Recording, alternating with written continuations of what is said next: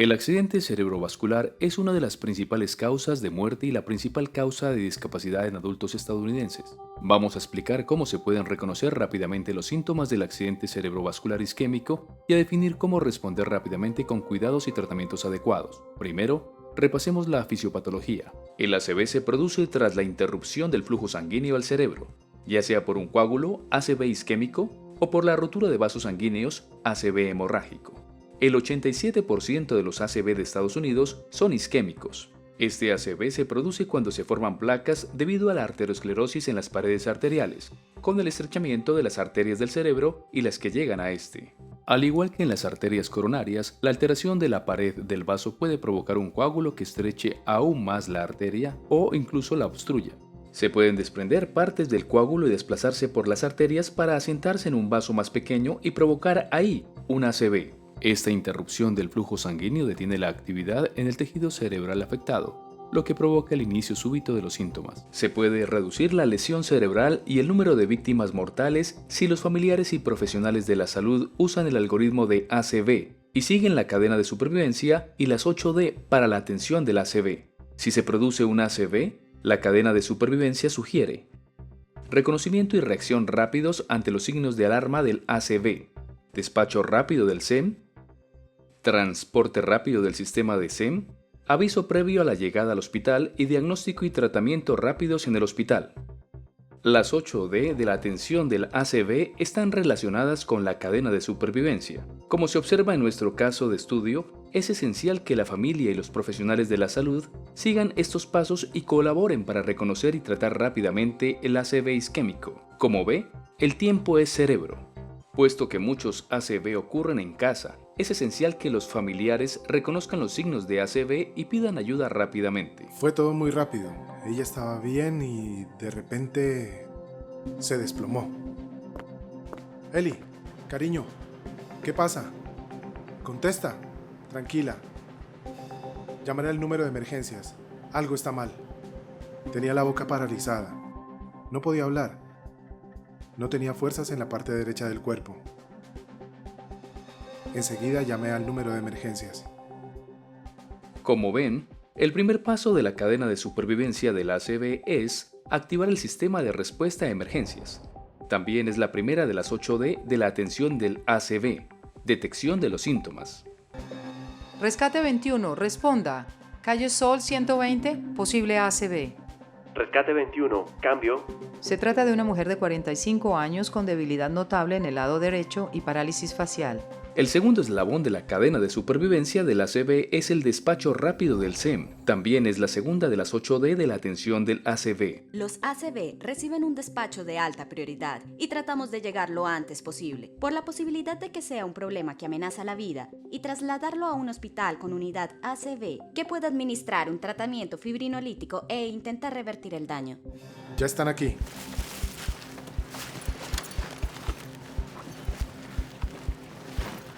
Hola, señora Vega. Vamos a ayudarla. Mateo va a medir sus signos vitales y yo voy a hacerle algunas preguntas. Bueno, primero quiero descartar cualquier otra causa posible de esta condición. Constaté que la señora Vega no sufría dolor torácico ni de espalda y que no tenía dificultades para respirar. El señor Vega también nos dijo que no había antecedentes de diabetes ni convulsiones. Para descartar hipoglucemia, hicimos una punción en el dedo para comprobar la glucemia. Estaba bien y confirmamos que no tomaba anticoagulantes. El SEM debe comprobar el estado neurológico con una evaluación del ACV, como la escala prehospitalaria del accidente cerebrovascular de Cincinnati. Señora Vega, ¿puede sonreír? Bien, cierre los ojos. Quiero que mantenga los brazos así. Bien. Y ahora repita lo siguiente. Año de nieves, año de bienes. Año de nieves, bienes. En la prueba ACV se detectaron indicadores anormales y signos claros de un posible ACV. El señor Vega nos dijo que los síntomas empezaron 20 minutos antes de que llegáramos. Sabía que tenía que actuar rápido. ¿Signos vitales? TA 190-110, frecuencia cardíaca 110, respiraciones 14, oximetría de pulso 95%. La presión arterial era alta, pero la saturación de oxígeno era normal. Señor Vega, creemos que su esposa está sufriendo un ACV. Tiene que venir con nosotros al Neumonía. centro médico Entiendo. municipal. Están especializados en estos casos. Cuanto Bien, antes de lleguemos acuerdo. mejor. Pasó muy rápido. El equipo del SEM la atendió y lo resolvió en 10 minutos.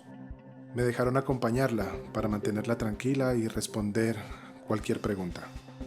El tercer eslabón de la cadena de supervivencia del ACV es el transporte rápido del SEM al hospital con el equipo necesario para ACVs agudos.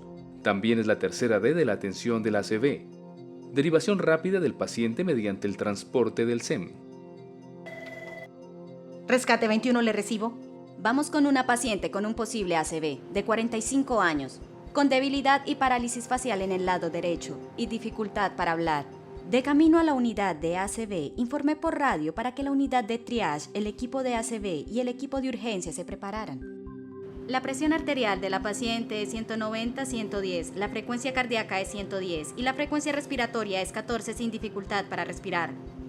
La glucemia y la saturación de oxígeno de la paciente están dentro de los límites normales. En el ECG de la paciente se muestra taquicardia sinusal sin ectopía y de acuerdo con los familiares, los síntomas comenzaron hace unos 23 minutos, 11 a.m. y el tiempo estimado de llegada es 5 minutos. Recibido, Rescate 21, los esperamos. Avisemos al equipo de ACV. Hay un periodo limitado para la evaluación del paciente, determinar si no tiene contraindicaciones para fibrinolíticos y el comienzo de la administración de fármacos. El aviso del SEM me permite informar al médico de urgencias y al equipo de ACV de forma que estén listos cuando la paciente llegue. La cuarta D de la atención del ACV es determinación, es decir, el triage eficaz del paciente, junto con la asignación de la habitación. ¿Es la paciente con posible ACV? Sí. Bien, vamos a la 3. El personal del hospital debe evaluar a un paciente con un posible ACV en los 10 minutos posteriores a su llegada al servicio de urgencias. Algunos centros pueden omitir este servicio y realizar directamente la TAC, donde puede comenzar la evaluación inicial. La evaluación inicial debe incluir la secuencia ABC, vía aérea, buena ventilación, circulación del paciente y una evaluación de los signos vitales iniciales. El personal de urgencias debe administrar oxígeno si el paciente presenta hipoxemia durante el traslado, confirmar la permeabilidad IUV y tomar muestras de sangre para comprobar la glucemia, los electrolitos, el hemograma y las pruebas de coagulación. Aunque el personal del SEM realice un análisis de la glucemia con una punción en el dedo, el personal del hospital debe revisar y comprobar este resultado. El personal de urgencias también realiza un ESG de 12 derivaciones, donde se puede identificar un infarto de miocardio reciente o una arritmia como causa del ACV. Esto no debe retrasar la TAC a menos que haya una alta sospecha de SCA. El siguiente paso de las 8D de la atención del ACV incluye la recopilación de datos. Idealmente, en los 25 minutos posteriores a la llegada de un paciente con posible ACV, realizo su historia clínica, examen físico general, un examen neurológico y determino la hora de inicio de los síntomas. En este caso, los síntomas comenzaron hace 45 minutos. Señora Vega, soy la doctora López. Tengo que hacerle unas preguntas. ¿Puede decirme en qué mes estamos? Noviembre. Bien. ¿Qué edad tiene? Tiene 45. Bien. Presenta entumecimiento y debilidad en el lado derecho, ¿no es cierto? Tras realizar algunas preguntas y aplicar la escala NIH de ACV, había indicadores claros de un ACV. Rápidamente la trasladamos para hacerle una TAC. No quería retrasarme con otras pruebas. Puesto que el SEM nos había llamado de camino, el neurólogo ya estaba esperándonos. Tenemos que hacer un TAC lo antes posible, en los 25 minutos posteriores a la llegada del paciente a urgencias. Tiene que recordar que el tiempo sigue corriendo, así que hay que evaluar la TAC inmediatamente. Según nuestro estándar, se tiene que realizar en los 45 minutos posteriores a la llegada del paciente. Con la TAC podré determinar si hay hemorragia intracraneal. Si existe hemorragia, el equipo de ACV va a aplicar un tratamiento totalmente distinto a la administración de fibrinolíticos. Por el contrario, si la TAC es normal, como ocurre en este caso, indica que los síntomas están causados por un ACV isquémico.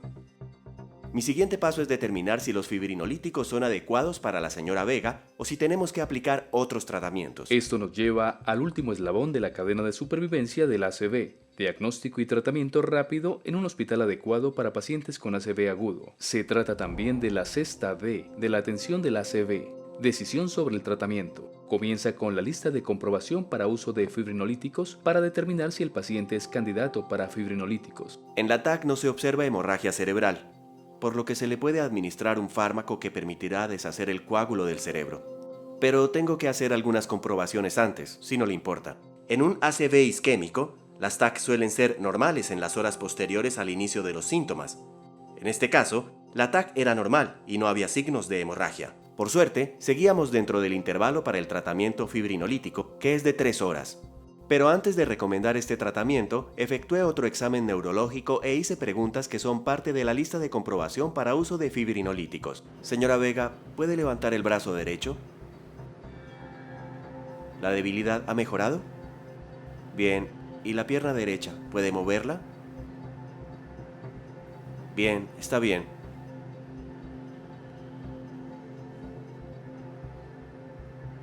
¿Siente esto? ¿Y esto? ¿Lo siente? ¿No? Muy bien. ¿Podría leer la primera frase? De acuerdo. Tranquila, cariño, no te preocupes. En el examen neurológico no se mostró ninguna mejora, pero antes de recomendar los fibrinolíticos, quería repasar los antecedentes de la paciente y ver si había alguna condición previa que pudiera interferir con dicho tratamiento.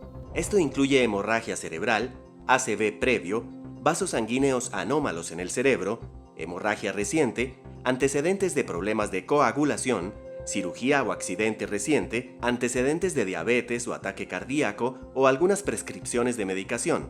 No veía ningún problema con el tratamiento farmacológico. Paula, ¿cuál es la TA? 192, 114. La presión arterial sigue siendo un poco alta, así que vamos a administrarle un fármaco que le ayudará a bajarla, ¿de acuerdo? Vamos a administrarle 10 miligramos de labetalol y a tratar de bajar la presión arterial sistólica a 185 y la diastólica a 110. Vamos a comprobarla cada 3 minutos. Si sigue siendo alta, duplicaremos la dosis o consideraremos la opción de una infusión IV. No podemos perder tiempo. Sí, ahora mismo. Tranquila. Si la historia clínica del paciente es aceptable, los síntomas comenzaron hace menos de 3 horas y el estado del paciente se puede manejar dentro de los parámetros adecuados. Hay que pasar a la siguiente D de la atención del ACV, drogas, fármacos. Señora Vega, queremos recomendarle una medicación que podría deshacer el coágulo que causa el ACV. Pero nos gustaría comentarle los posibles riesgos de esta medicación para que tome una decisión informada. ¿Qué tipo de riesgos? Hay una pequeña posibilidad de que se produzca una hemorragia cerebral.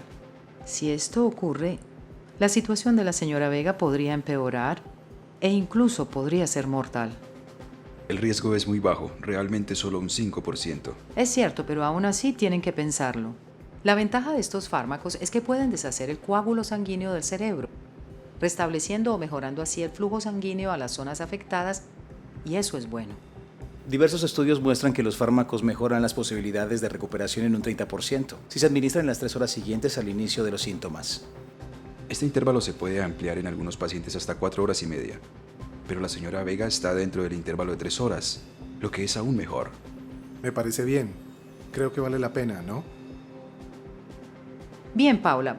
Vamos a administrar RTPA según nuestro protocolo y su peso. Lo administro. Bien, vamos a necesitar 1 hora aproximadamente para administrar esta medicación por vía IV. Mediré la presión arterial y realizaré chequeos cada 15 minutos mientras se administra el fármaco y comprobaré su estado neurológico. Bien, parece que está en buenas manos. Volveré cuando termine la administración del fármaco.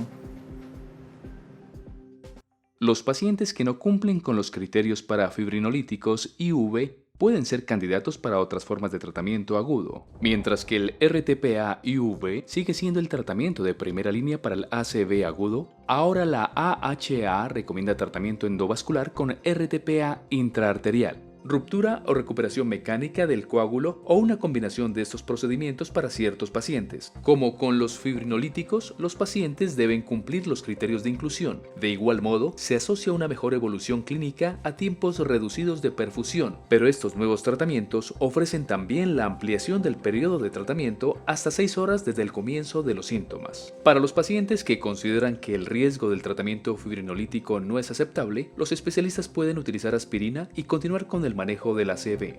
Para una recuperación óptima, el personal del hospital debe controlar los niveles de glucemia, la temperatura y la presión arterial del paciente. La última de las 8D de la atención del ACV es la disposición. Implica la admisión rápida del paciente en una unidad de ACV o UCI. He pedido a mi equipo que traslade a la señora Vega a la unidad de ACV cuando comience la administración de fármacos. Estará en manos de un equipo especializado en ACV. Los datos estadísticos demuestran que estas unidades especializadas ofrecen mejores prácticas, aumentan sus posibilidades de supervivencia y mejoran su evolución. Con algo de rehabilitación física y dedicación de su parte, puede que se recupere completamente. Gracias al reconocimiento rápido de los signos del ACV agudo y a la rapidez del diagnóstico y del tratamiento, tendrá más posibilidades de lograr una recuperación completa.